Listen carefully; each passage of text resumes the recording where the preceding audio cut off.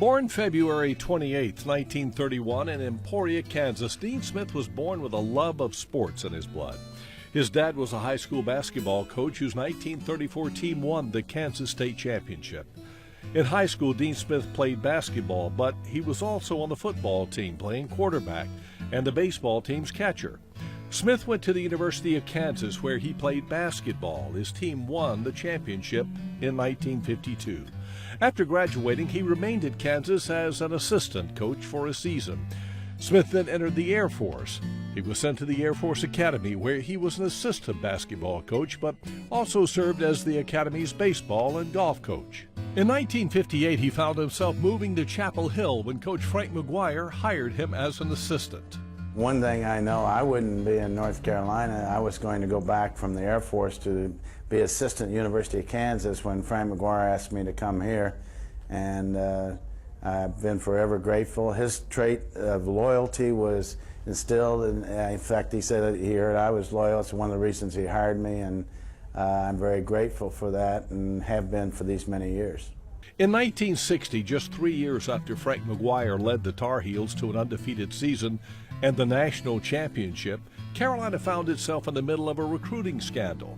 The NCAA had just cited UNC for excessive expenditures, specifically while entertaining recruits and their families.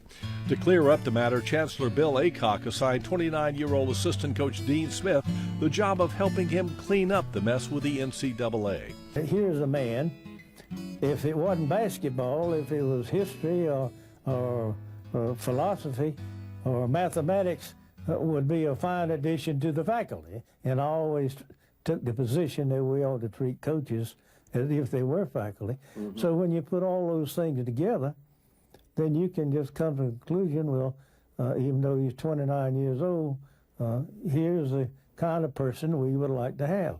And I guess right. During the 1960-61 season, the NCAA placed Carolina on a year's probation, the season in which Carolina and Duke engaged in the largest fight in ACC history. Following the season, Aycock sent a letter to Coach McGuire telling him his days were numbered unless he could control his team's decorum on the court. McGuire decided it was time to leave. Aycock knew he already had his replacement in Dean Smith. When Coach McGuire came in and said he was going to the pros, as he started out the door, I said, you mind if I talk to Coach Smith? He said, no, I think it'd be fine. And I guess within an hour or two, Smith was up in my office. And I guess 2 hours later, the process was consummated. When Aycock hired Smith, he told him that wins and losses did not count as much as running a clean program and representing the university well. But Smith did win. His first year was his only losing season. After that, he went on to win 17 regular season ACC championships and 13 ACC tournament championships. In '65, he broke the UNC color barrier by signing Charlie Scott, the school's first black scholarship athlete. In '67, he took his first of 11 teams to the Final Four. In '76, he coached the U.S. Olympic team to a gold medal win in Montreal. In '82, his Carolina team featured Michael Jordan, James Worthy, and Sam Perkins. It was the combination that finally won Smith a national championship after coming up short on 6 previous Final Fours.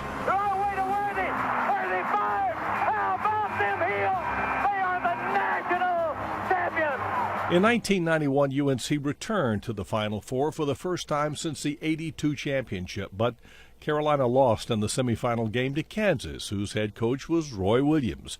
2 years later, in 1993, the Tar Heels gave Dean Smith his second national championship. Smith took 2 more teams to the Final Four in 1995 and '97. During the 1997 NCAA tournament, Smith reached another milestone.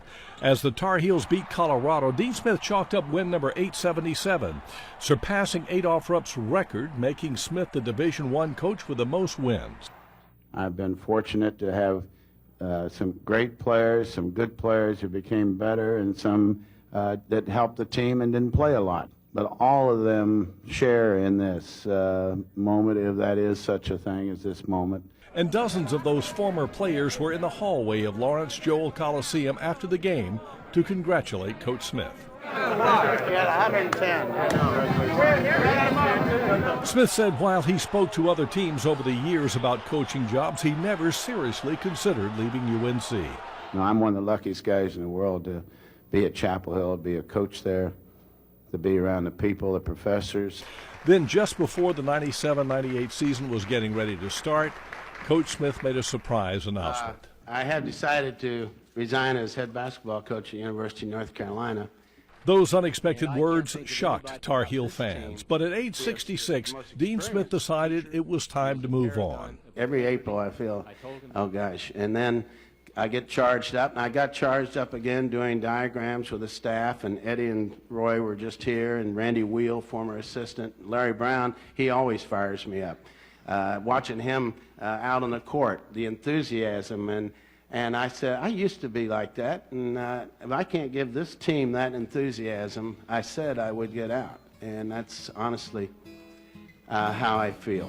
But Dean Smith was never far away. He remained in Chapel Hill and was active in social causes like gun control and elimination of the death penalty. And he always drew a crowd when he played in charity golf tournaments. When asked at his retirement news conference how he would like to be remembered, Dean Smith didn't talk about the championships or the awards. It was his relationship with his players. He knew a little basketball and did a good job and lived happily ever after, and loved his players and received loyalty in return.